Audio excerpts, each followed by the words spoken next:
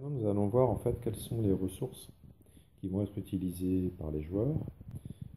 Les ressources étant en fait les éléments dont les joueurs ont besoin pour leurs activités et qui vont permettre les interactions entre les différents joueurs pendant le jeu.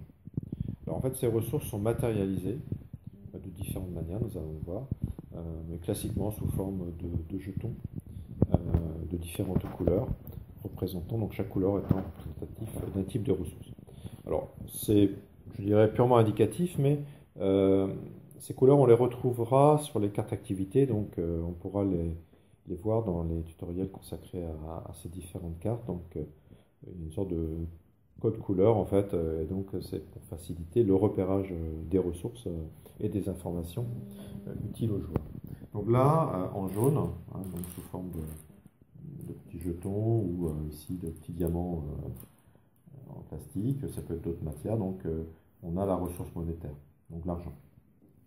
Ici, donc en rose, eh bien, la ressource herbicide, hein, donc ici ce sont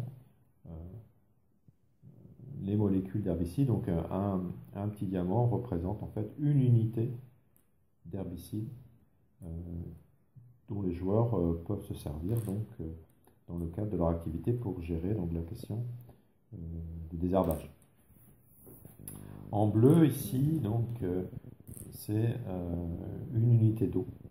Donc on verra comment l'eau intervient dans le jeu. Elle intervient de différentes manières, soit sous forme de pluie, éventuellement sous forme d'eau dans la rivière, et surtout également donc sous forme d'eau présente dans la nappe et devant servir à l'alimentation en eau potable. Ici, donc, j'ai représenté sous forme de jetons verts une ressource particulière qui est le temps, qui va être nécessaire à certains joueurs pour certaines activités. Donc, nous verrons donc également dans un prochain tutoriel. Et enfin, sous forme de carte, donc carte recto verso, donc vert ou rouge, la ressource satisfaction qui va être jouée par chaque joueur à la fin d'un tour de jeu, donc qui sera là pour exprimer le niveau de satisfaction ou d'insatisfaction de chaque joueur. Donc, dans un prochain tutoriel, donc je verrai donc comment utiliser cette carte, à quel moment le faire et à quoi surtout elle peut servir.